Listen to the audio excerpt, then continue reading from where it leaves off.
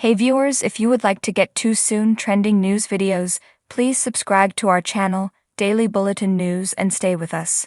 For babies and parents in Salem, this was a difficult week, but to be honest, that's usually the case during November sweeps. However, as the brutality increases, so do the stakes and the possible reward. Is days of our lives having too much or not enough impact? Heartache.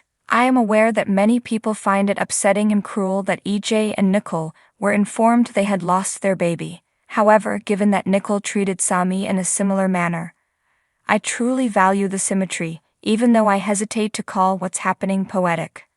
Sometimes I think storylines are just repetitive repetitions, and other times I think they were finished for a purpose. Nicole has endured a great deal of child suffering, so this baby was truly a miracle for her. I'm not saying that she deserves the heartache, but I can't help but feel like there is a strange soap opera karma involved. And just as Nicole did not expect that Sloane would disappear into jail following this, neither should you. The show is leaving room for Sloane to return after this and exhibit sincere regret, with Melinda serving as the catalyst.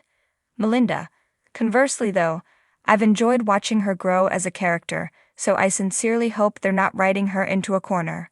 However, it's possible that she is overly matured because she has shown a strong willingness to give up on maintaining law and order. While some viewers find baby-swiping stories like this to be horrifying, these stories also frequently feature incredible performances, such as EJ and Nicole's heartbreakingly poignant response to learning they had lost their baby. Furthermore, it makes the final reward even sweeter, though perhaps not for EJ. All storylines should ideally arouse strong emotions in viewers, even if their reaction is to recoil.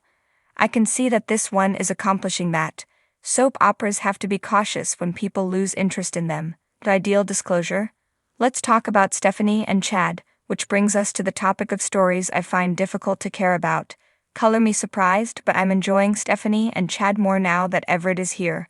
They obviously need to part ways, so it's not enjoyable in that I want them together sense.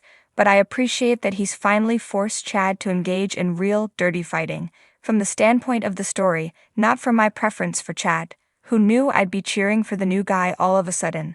However, Everett made a really good point regarding Chad's habit of being possessive. Having said that, EJ has encouraged every instance in which he has gone too far and engaged in dirty combat.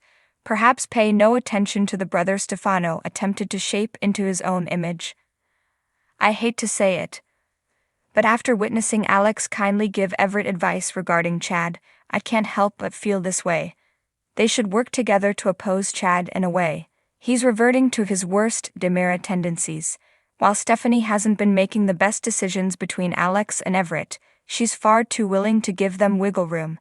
Chad has no credibility, and his spectator stunt, from possessive to controlling, he is transitioning. Surprisingly, Gwen and Theresa appeared in the same episode. Emily O'Brien must have had quite the day, given that Sanders still owns half of the paper.